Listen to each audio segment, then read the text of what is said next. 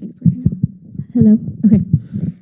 Good evening, fellow senators. My name is Jacqueline Avila, and I am here to advocate on behalf of the student body and present to you the case against student body president Caitlyn Burge. The reason I brought forth these articles of impeachment to you is because I believe that the president, Caitlyn Burge, has failed to fulfill her role and duties as student body president. Our student body is one of the most diverse student bodies in the nation, and it is the student body president's job to advocate and represent the student body equally, regardless of your race, sexuality, political affiliation, gender, ethnicity, or religion. However, it will be clear after you see the evidence presented to you that I have gathered that Caitlyn Burge is incapable of fulfilling this duty due to her biases and attitudes towards many people that fit these minority groups. In the College of Engineering, there's the Hall of Flags. This Hall of Flags is filled with different flags that represent a student from that particular country who is attending our university. One of those flags is Iran. Many of those flags are from the Middle East. The president stated in this Discord server that we should, and I quote, blow up those countries. This leads a reasonable voter to believe that President Caitlyn believes we should blow up the homes of some of our students, and that she wants us to blow up where they may still have families. If this were someone talking about the United States, they would be put on a terrorist watch list. This is just one of the many comments Ms. Burge made on the Discord server. And the rest was presented to you earlier today. Mrs. Burge may argue to you that this evidence and proof is taken out of context. However, Mrs. Burge herself provided another student government member with screenshots from that same server, focusing on Vice President Clayton's comments. Some of these comments directly respond to some of her own comments or Ms. Spencer's comments. She argues that because she made some of these transphobic comments in private, they are no longer harmful, which is entirely incorrect and should not stand as a defense. She cannot argue with reality. These comments are already enough to demonstrate how she is not a representation of the student body or student government as an organization. However, I did not stop there.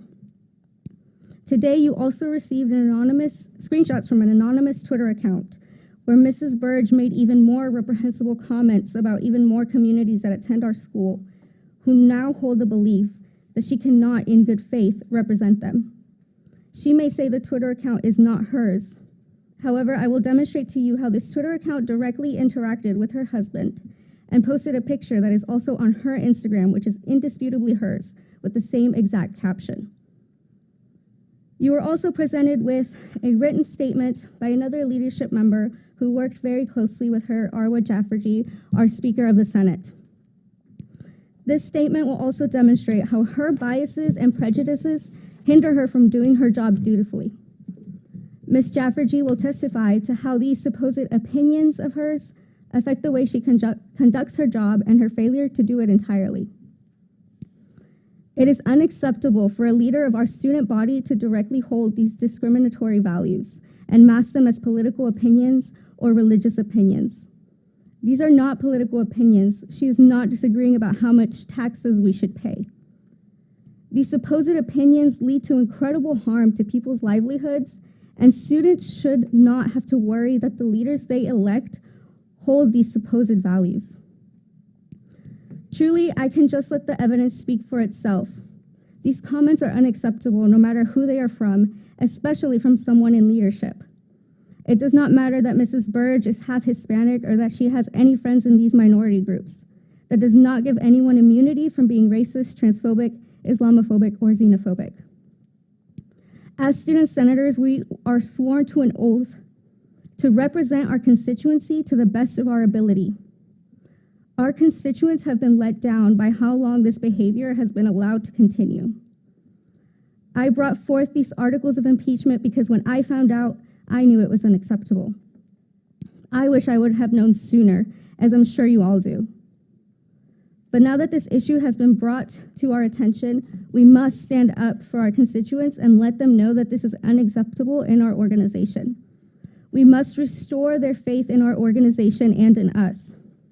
We must show them that we are not here to fluff up our resume or because we... Today, we are gathering to determine if I lose my job for having my own opinion and religious beliefs privately. We are gathering to determine how well this council adheres to what is constitutionally appropriate in both the Student Government Constitution and the United States Constitution.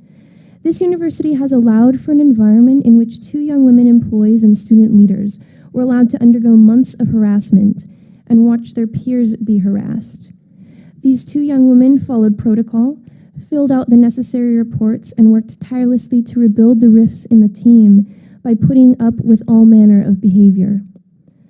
They were told repeatedly by advisors to trust the problematic coworker, to give him another chance, to deal with it yourself. And after months of this, when they deemed the violations in the workplace finally impeachable, retaliation was immediate and manipulated. These 2 young women are on trial this week under unconstitutional charges. The doctored evidence against me presented in the past week is nothing more than a desperate grasp for a reason to remove a conservative from an office that was fairly gained and hard won. Consider the timing of this evidence.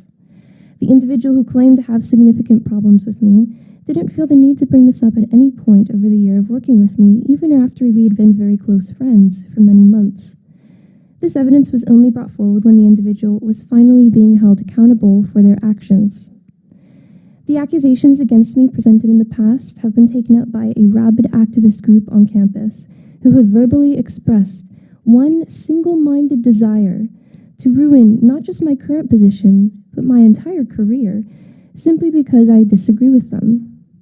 I have been threatened, harassed, bullied online, and publicly defamed simply for having my own personal, private, religious, and political opinions. The hostile environment created by this has caused me an intense amount of anxiety leading up to the proceedings tonight, especially since I am under the care of a physician and counselor for anxiety and PTSD brought on by situations at work over the past 2 years. Whether or not you want this to be an impeachable offense does not matter. What matters is our Constitution, and impeaching me today is of questionable legality for both the Student Government Constitution and employment laws at large.